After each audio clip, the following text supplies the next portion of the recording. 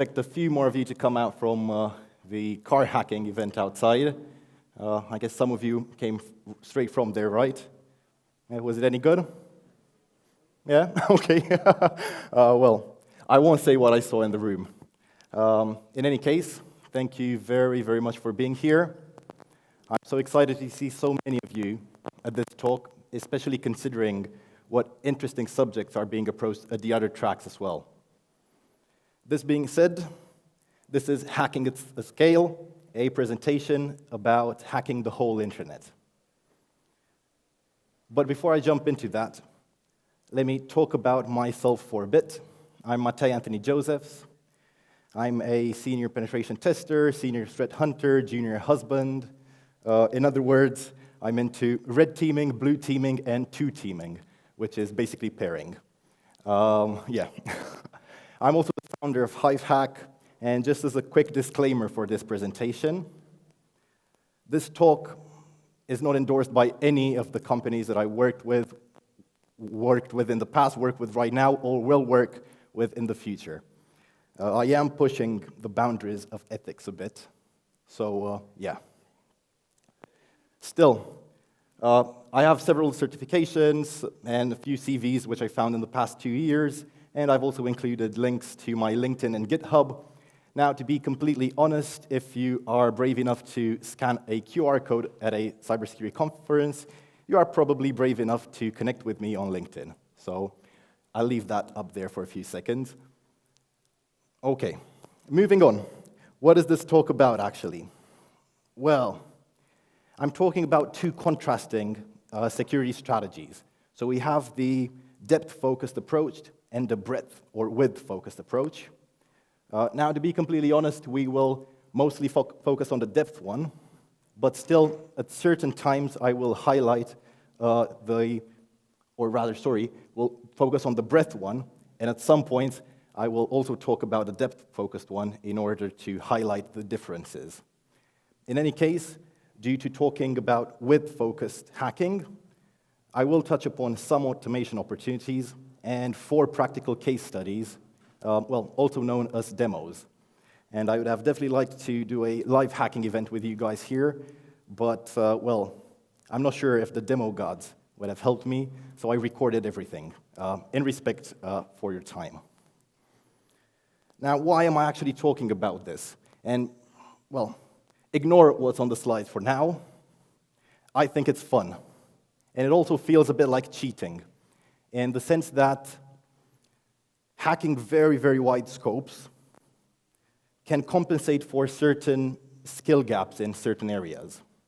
So, for instance, if you prefer a specific attack path or attack vector, you can actually go for that and ignore everything else. And especially when you're talking about a scope as large as the whole internet, things are pretty straightforward. You will definitely find something.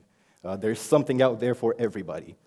Also, I think that this talk is relevant for bug bounty hunters, vulnerability management professionals, penetration testers, incident responders, threat hunters, and so on and so forth.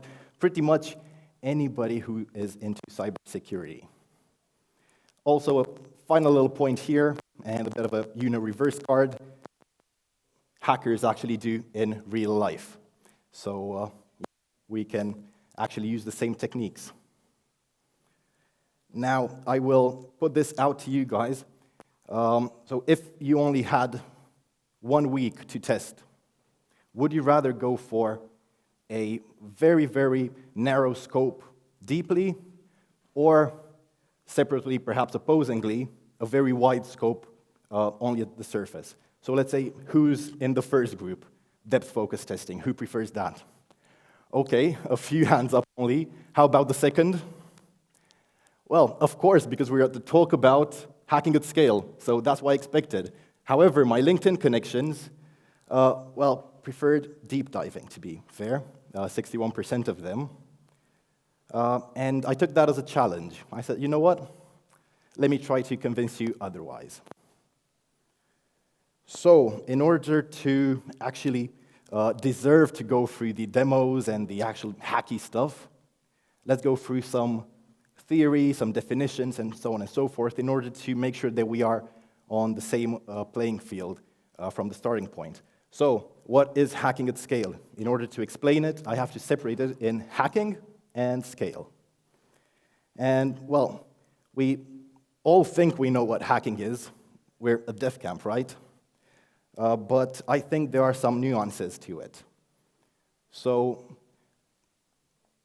when the term hacker actually first appeared, it was a pretty positive term.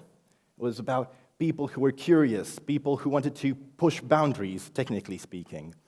I mean, I don't know, people who, when they checked into DefCamp, they tried to do kiosk escapes on the tablets.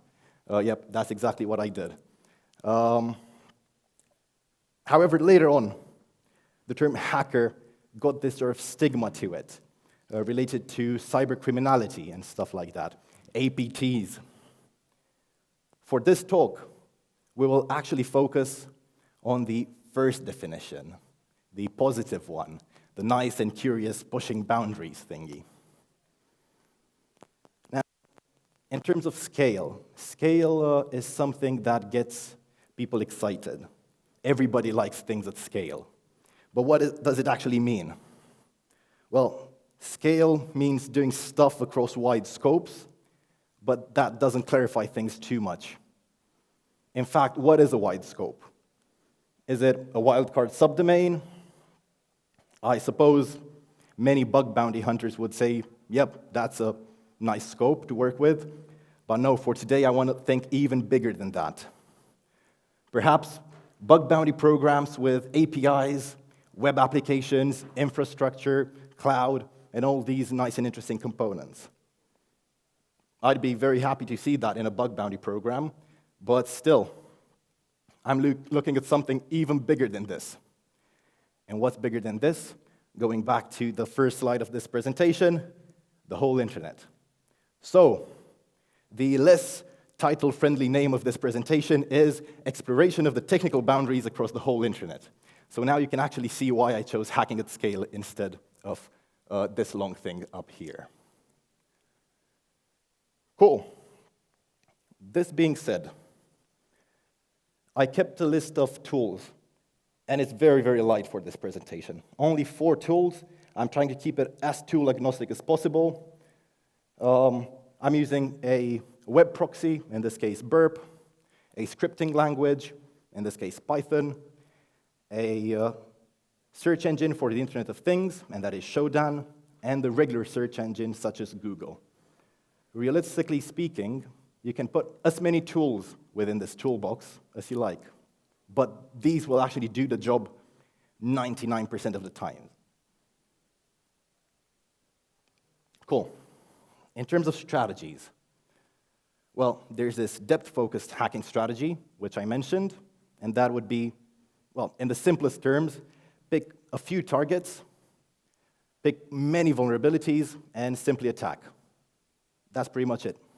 However, opposingly, we have the breadth-focused hacking, and that is pick many targets, pick a tiny number of vulnerabilities, and go for it.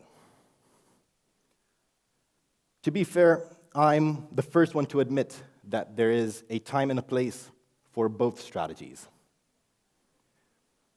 Wide scopes are easy to automate. However, they look more like vulnerability scanning rather than pen testing or bug bounty hunting. Whereas the deep testing is tedious and mostly manual. However, at the end of the day, you probably get more bounties out of deep testing. However, my general approach to breadth-focused testing is, firstly, starting from a research question. That could be, I don't know, how many LDAP servers are exposed across the internet? Or potentially, what sort of secrets are stored in public AWS resources? Then, you determine a few potential targets. You try manual detection in order to familiarize yourself with the workflow, automate the detection process, determine the list of vulnerable targets, and then dig deeper.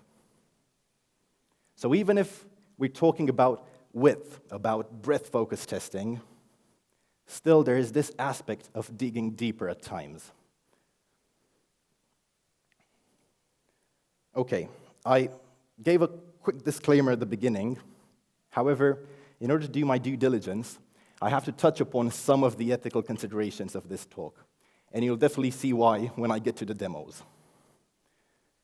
In terms of ethical considerations, I created a continuum, a white hat, black hat continuum, and I've put a few data points across it. Now, I don't hold the absolute truth in terms of ethics, to be completely honest. And sure, no one really does. But starting from the left-hand side, the white hat, we have authorized penetration tests, or potential testing within the exact scope of a bug bounty program. This is easy, right? Nothing questionable, nothing illegal, nothing unethical, so it's all pretty straightforward. Then we're stepping towards the darker side. This is with non-intrusive tests against a target where we do not have prior authorization. However, we do responsibly disclose what we found. So this is something like, I don't know, you're on a random website, you find a strange feature that sparks up your hacker curiosity, and you say, you know what, let me dig into that a bit. You dig into that, you find an issue, and you let the owner know before the bad guys find out. That's okay, I guess, right? No harm done. Here we are approaching the middle of the spectrum, I'd say. We're entering unprotected services on a target, again, without prior authorization, but we responsibly disclose the findings. An analogy here would be you're walking down a street and you go by every house and press down on the door handle. If the door opens, you smile, close it, knock on it, and wait for the owner to come and let them know, hey, you should probably lock your door next time. I guess, again, no harm done. Somebody else could have opened that door and done some bad stuff. So at the end of the day, you're probably the good guy here, arguably. Now, right on the middle, at least in my opinion, we're entering protected services with default username and passwords. To keep with the same house and door analogy, we have a key, and we try it on every door on the street. One of the locks unlocks, you open the door, you look in, close it again, knock on it, and wait for the owner to come and let them know that they should probably change their locks. Well, this is if the owners do not beat you up first, but that doesn't really matter, to be fair. Well, here we are actually on the darker side of the gray area. We're changing configurations on a target. So keeping with the same house and door analogy, we open a door, we start moving the furniture around, and we leave. This is pretty terrible. I mean, it's a very distasteful prank, and it could also probably get you in prison, so don't do that. And on the dark side of the spectrum, the completely black hat stuff, we are exfiltrating data from the target and selling it on the dark web, let's say, or conducting denial of service attacks against the target. This is not only unethical, it's also illegal, and you should probably not do this unless you want to end up in jail. So don't be a black hat. Cool. The reason why I felt the need to include these ethical considerations is that recently I was close to getting in trouble when I was doing a pen test for a client. I won't disclose their name. There was this vulnerability, and I said, you know what? Let me exploit it at scale. The vulnerability gave access to customer data, so I did that for 50,000 customers. Yep. Oh, and it was during the weekend as well. So you can imagine what sort of emails I had on Monday. Cool.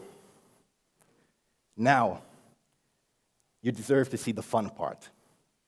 And for the fun part, we're actually going through 4 demos. The first one will be on the left side of the spectrum, so completely white hat, and then we will slowly go towards the gray area. We won't go fully black hat, of course, but still. Cool. The first case study. And this is a little side project that I recommend to anybody who's starting out in cybersecurity. It's basically just playing around with Shodan.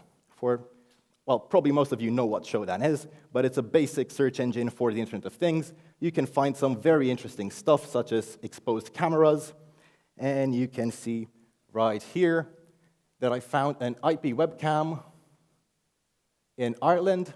Here's the image. I found a couple of landmarks. This looks like a power plant, and this looks like an island. So within 5 minutes, I was able to find that specific location on Google Maps. That's not too big of a deal, to be completely fair. It's just something playful to do. Again, no harm done. Now, to be fair, this is not the only thing that you can find on Shodan. In fact, here I looked for MongoDB dashboards. I found this one from China.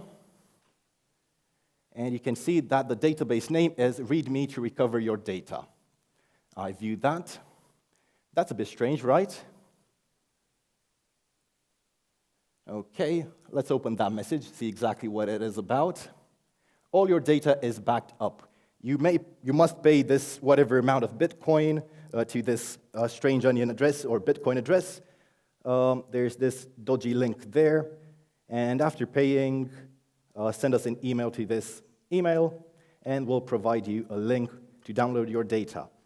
Okay, so I would definitely want to look at that Bitcoin wallet. I copy the address, and I look for Bitcoin scan. It's not BT scan, it's BTC scan instead. So yeah, a bit of trial and error here. And finally, I'm able to look for the threat actor's address. And they seem like a pretty lousy threat actor because there's been no transactions, and they have 0 Bitcoins on this address. So the attack was probably unsuccessful, or only partly unsuccessful. But still, I'm a bit curious about that dodgy link still. So I'll definitely not open that in my browser. So I'm using Sandbox here.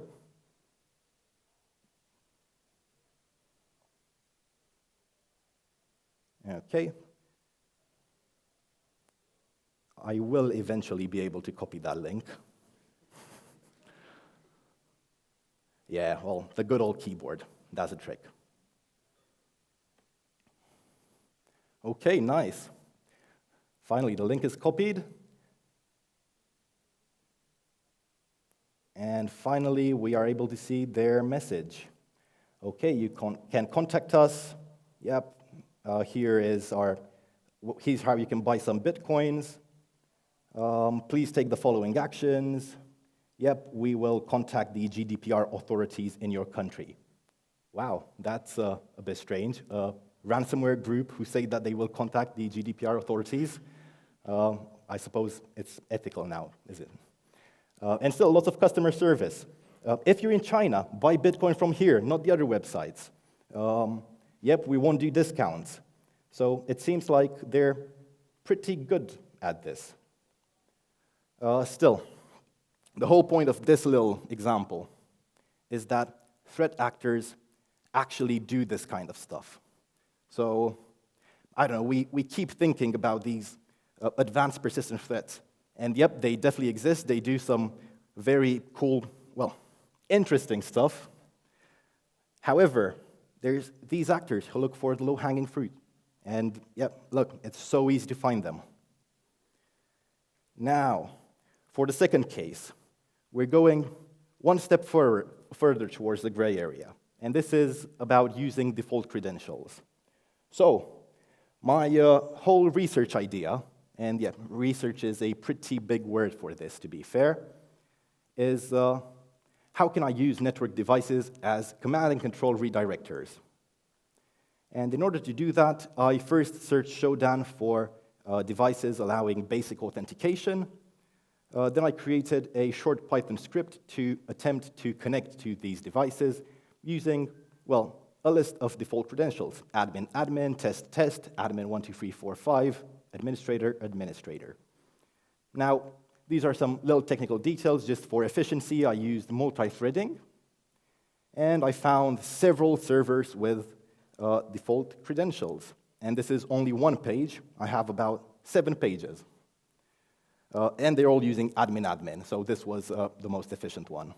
So yeah, lucky us. Now, here is a router that we got access to.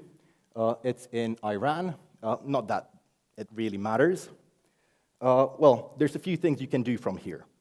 There's these basic distasteful pranks of, well, I can disconnect you from the Wi-Fi, I can change your Wi-Fi password, and I can do all these strange things.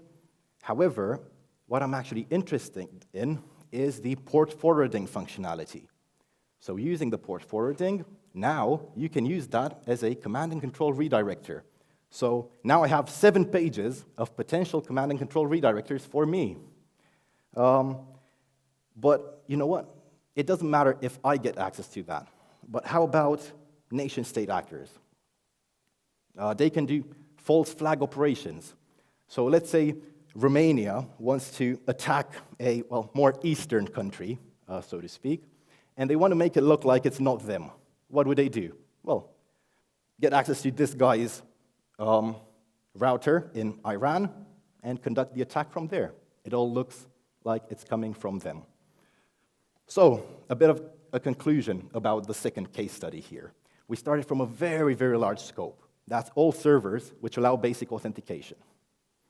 Then we started narrowing it down, and we got to, we also only got to basic authentication servers where our credential works. And that's admin, and well, that was the only one that actually worked. And we only got 2 routers. Well, of course, if you like, you can go way further than this, not only basic authentication, don't use Shodan, use Google Docs or some other stuff like that. So you can go as far as you like here. Now, this is the one where I actually tell you not to try this at home. And you can find all the scripts I'm talking about on my GitHub. But don't try that at home, yeah? Okay, so my research question was, what kind of secrets are stored on LDAP servers allowing anonymous binding? So I searched Shodan for LDAP servers with anonymous binding enabled and found a few thousand. Extracted the data using the scripts which I mentioned on my GitHub. Most LDAP servers had some personal identifiable information, such as phone numbers, email addresses, full names. So I slowly reported those. However, most of the times, the response was, nope, this is a feature. That's why we have LDAP. If you don't prove impact, there's nothing in that. Okay, I won't spend too much time because I have thousands of these servers. However, one of them actually stood out. So here we have a name, an organization. Okay, the Google provision is enabled. We have a security question. Enter your banner student ID or banner employee ID, followed by the month and day of your birth date. And the security answer right there. Oh, of course, and the email address. Well, welcome to Guam Community College. This is a fairly small community college in Guam, for which I said, okay, let's dig deeper. My first thought, of course, was, how bad can it be? They use multi-factor authentication or stuff like that, do they? Well, they don't. So I'm able to change every student's or members of staff password, which I did. Well, not for every one of them, only a couple. And I got access to their university account. I could see their mailing address, their phone number, got access to their Gmail, actually their whole G Suite. Gmail, Google Drive, Google Photos, YouTube, and all that jazz. So I contacted Guam. I let them know. Oh, yep, and this was about October 2023, as far as I remember. I told them, hey, look, there's this issue here. You may want to look into that.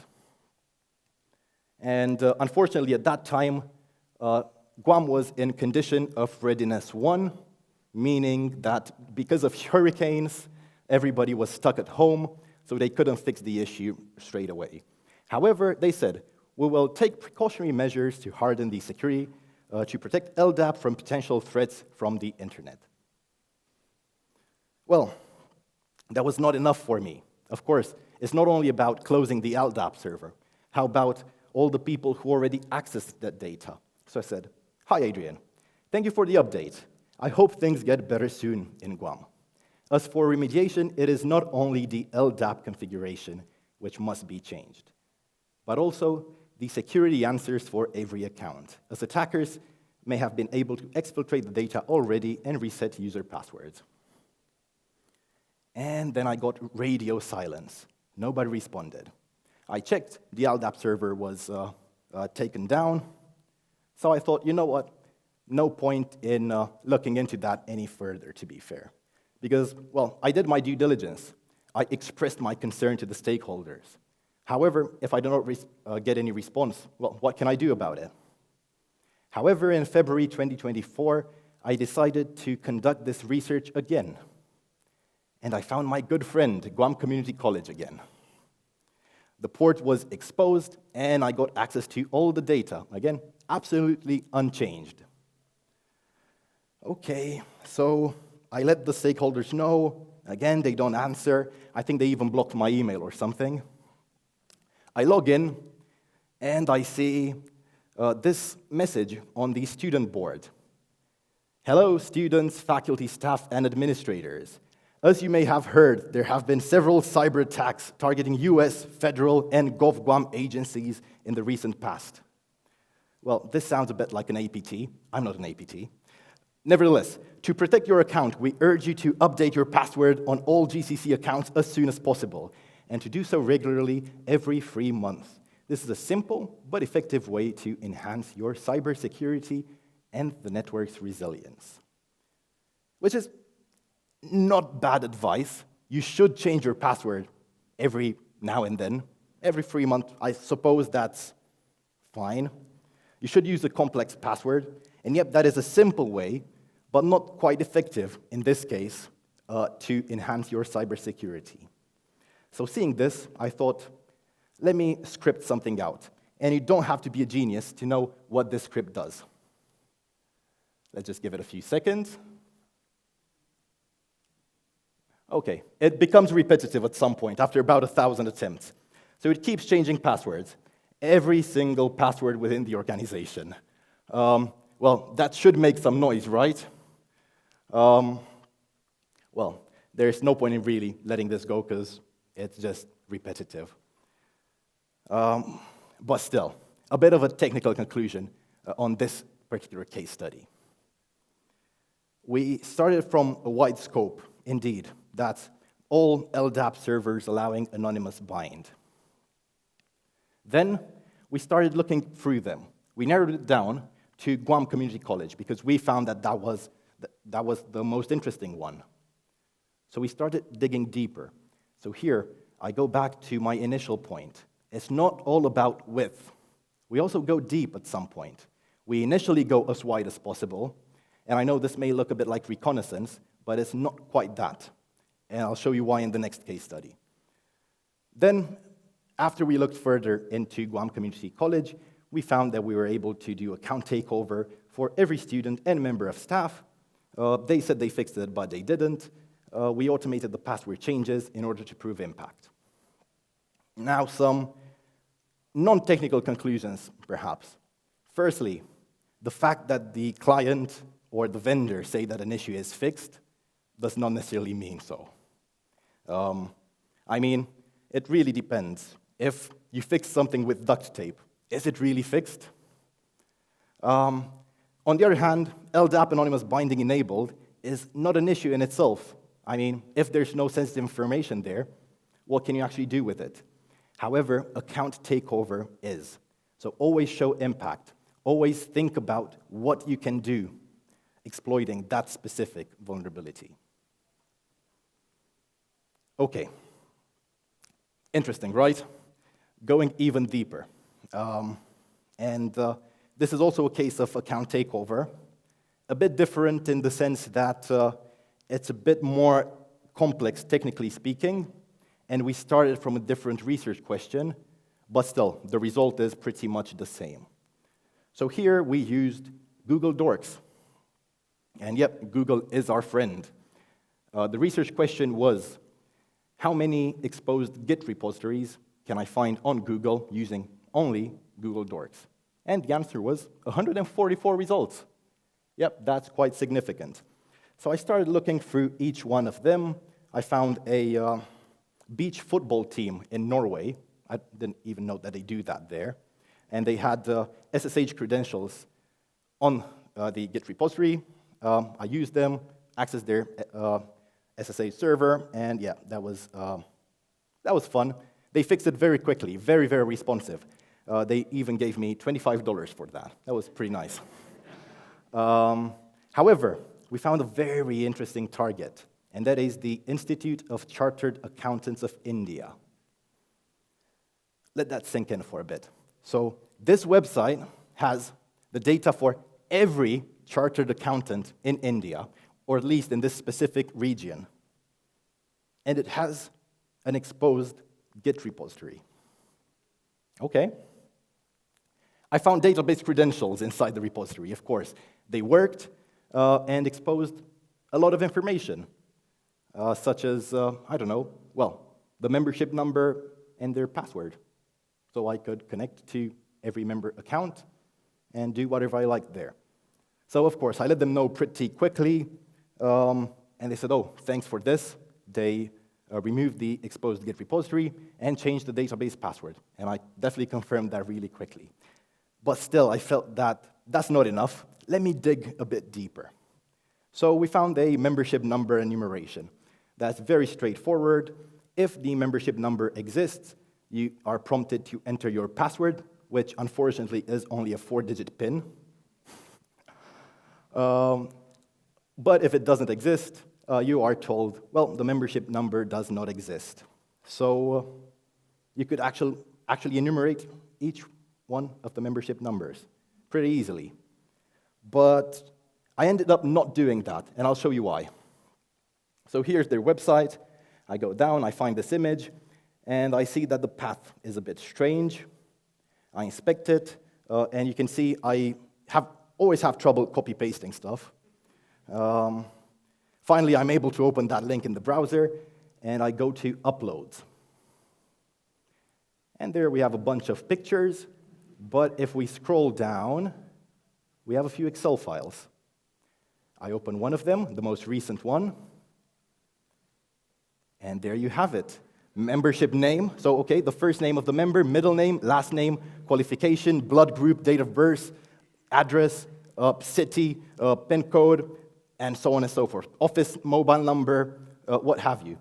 However, most interestingly, to the right side here, we have the membership code. So there's absolutely no need to exploit the membership number enumeration, right? Because we already have all the data in an Excel file on the website. Okay. So let me try something. This time, I think they do have multi-factor authentication enabled. As you can see, I added the code, and they sent a one-time password to that mobile number. I intercept the request, I pop it in intruder, and I try to brute force the one-time password. Right, I'll create a more performance-focused profile here, because I don't really care if I put the website down. So, yep, 60 concurrent requests, no problem. Yep, I started, and I'll just skip through it because, well, I respect your time. We have 500 code requests, but then we have also 200 responses. Sorry, there's the 200 response, meaning that we got the right payload. I copy it there, and of course it doesn't work because we already used it with our brute force attack. However, I say, you know what? Let me try again and do the response manipulation here. So, I intercept the login process. I add the membership number. Well, I can just forward that straight away. I don't really care if I intercept it. Yeah, well, I did intercept it. It doesn't matter. Okay, I'll soon be prompted to enter my one-time password, which I do. My personal one-time password is 1234. I submit that. I intercept it in burp. I intercept the response to it as well. You see I get a 500. I paste the 200 response there and change it. and we are redirected to edit profile. So we're in. Fantastic. So we had multi-factor authentication enabled, and we finally are Vikram right now, and we can set his new PIN, 1234. Fantastic. Nice. So we have his date of birth, his blood group. Well, he doesn't have a blood group, it looks like. Why would he have the blood group of chartered accountants? Still. Invoices. Yep, we can see some interesting stuff there. Don't think you really care about the invoices. But still, my thought was, what if I log out now and try to log in again? Do I still get multi-factor authentication? So I give that a go after I get bored with the invoices. Okay, we log in. Nope, we prompted only for the PIN. Fantastic. So if we authenticated using multi-factor authentication once, that was enough. You never need to do that again. Now we can see all these other chartered accountants, their birth dates, their names, and so on and so forth. Oh, phone numbers, cool. Now, in terms of technical conclusions here, we started from a very wide scope. That's all exposed Git repositories found using Google Docs. 144 of them. Well, that's not that wide now that I think about it. But still, we found database credentials, which in turn led to account takeover. The issue was reported, and the owner quickly fixed it. That's absolutely fantastic. The owner was sort of aware of their security posture. We kept looking manually and found Excel files containing user data. We used those to actually log in. However, to do that, we first exploited insufficient rate limited, which led to PIN code brute force, and then we exploited the two-factor authentication bypass.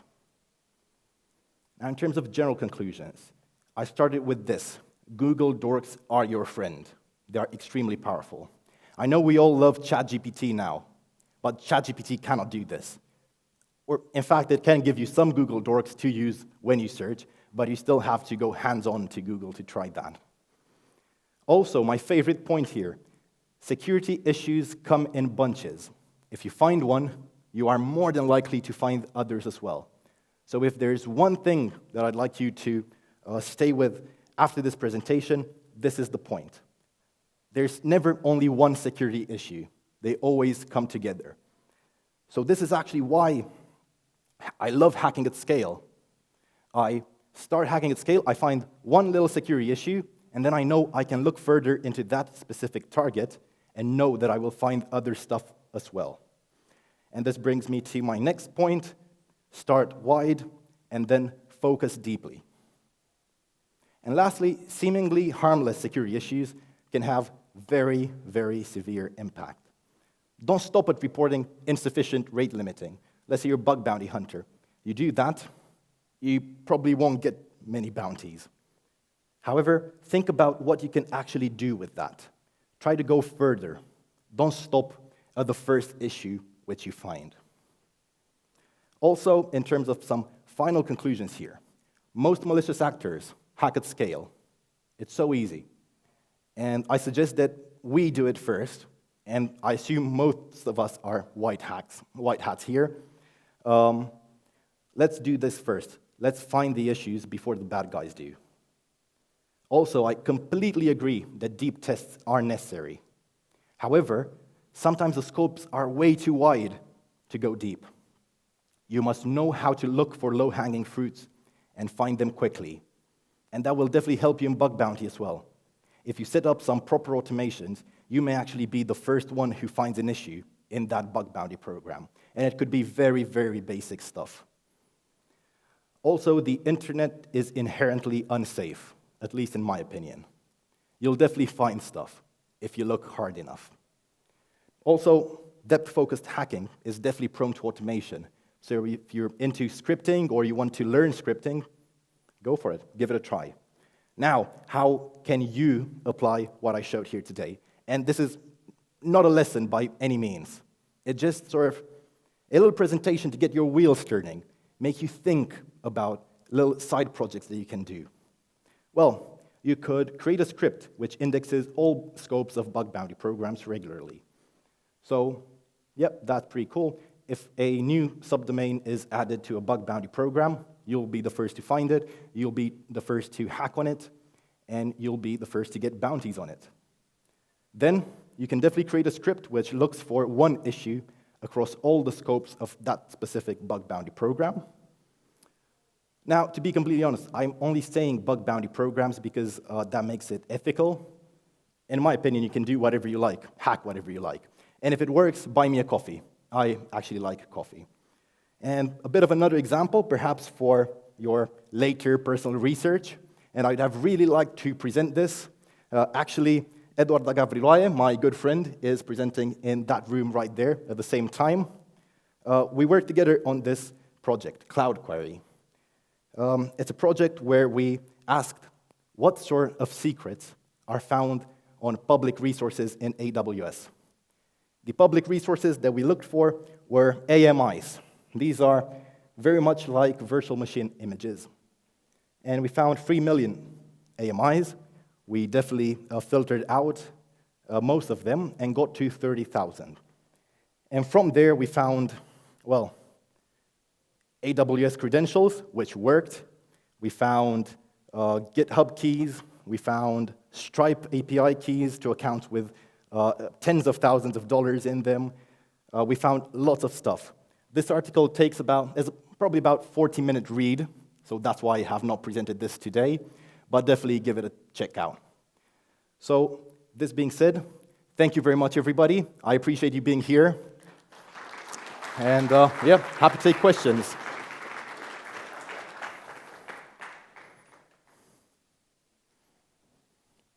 Cool. Any questions? Well, I suppose I made myself very clear. Yep, we have somebody right there. Gentleman towards the back on the right side.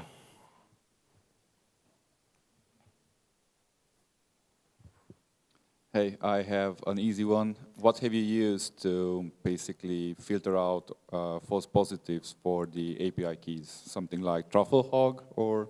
No, so in fact, we have all the methodology highlighted back there. So let me go one slide back so you guys have the chance to scan this QR code if you like. Generally speaking, our initial approach was to use TruffleHog indeed, because it's a known tool and we wanted to avoid reinventing the wheel. However, we absolutely love the Zen of Python. And there's this principle within the Zen of Python: simple is better than complex, complex is better than complicated. And in the end, we used find, a very easy tool to only look for a specific set of secrets. Once we got them, we used several requests from KeyHacks. So KeyHacks is a very nice GitHub repository which shows some ways to validate API keys. So this was one initial way. As for AWS credentials, we made some custom scripts to actually do that. And one important point is that we ran the scripts on Windows in order not to raise any alerts, because it's a bit strange when a Kali Linux user connects to AWS. Pretty cool, thank you. And one minor side note, you did mention about bug bounties and how to basically find scope. Yep. Have you used the Chaos client from Project Discovery, which kind of does that somewhat? No. So to be completely honest, with these sort of projects, I said earlier, we try to avoid reinventing the wheel in this common project because we're working together. Well, when I am working by myself, I absolutely love reinventing the wheel. So I think it's a very nice learning experience to do things yourself, go hands-on. I know there's plenty of tools which already do some of the things which I mentioned, but then, on the other hand, with the tools which I create myself, I can customize them as much as I like. But that doesn't mean they're better than the ones which are already available. Okay, that sounds good. Well, actually, let me buy you a beer then, because we can talk automation. Absolutely. I love beer as well, not only coffee. Cheers. Yes, please. Have somebody on the left-hand side in the front here.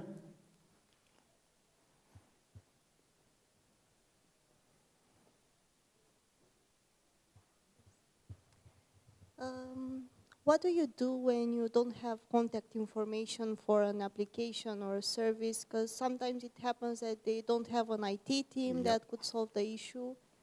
Well, that's a very, very good question, and it actually depends. And within our Cloud Query project, we actually face this issue quite a bit. So out of, I don't know, the 200 AWS credentials, or actually 200 individual organizations which we were able to connect to, only a few of them had contact information listed. Well, at that point, that's where we stopped. We didn't dig any further. We're working with 500 gigabytes of data, so there was no point. If it's not easy to find them, we won't do that. It's as simple as that. Now you can be very, very ethical and do your due diligence and just dig as deep as you can, but then you may be disappointed in the end because they may say, oh, okay, thank you, but I won't fix it. That's a fairly good case. The other case, you just don't get a response. Thank you. Cheers. Hi. In a bug bounty or pen testing or red team exercise, how you detect that you drop it in the honeypot? Yep, that's actually a very interesting question. So, to be completely honest, honeypots were by no means in the scope of this presentation, because I didn't really care if I ended up in a honeypot. Because, well, I was just hacking everything that I found. And to be fair, I didn't even care if there were people who were able to track my activities afterwards, because my aim was not to do harm. I'm not using a super secret technique which I don't want anybody to know about. However, honeypots are typically pretty easy to find. It depends. On Shodan, you can simply find the honeypot flag, which works very many times. Now, I cannot say a clear percentage on that, but then it really depends what your aims are. Potentially, what would definitely jump out, in my opinion, and pop out would be, look, are there too many ports open? Is it too easy? If it's way too easy, it's probably a honeypot. But again, for me, it doesn't really matter because I'm not trying to hide anything. But who knows, maybe next presentation will be about evasion techniques. Cheers. Any other questions? Cool. If there's no other questions, thank you very much for being here, and I'm giving you back your 10 minutes. Cheers.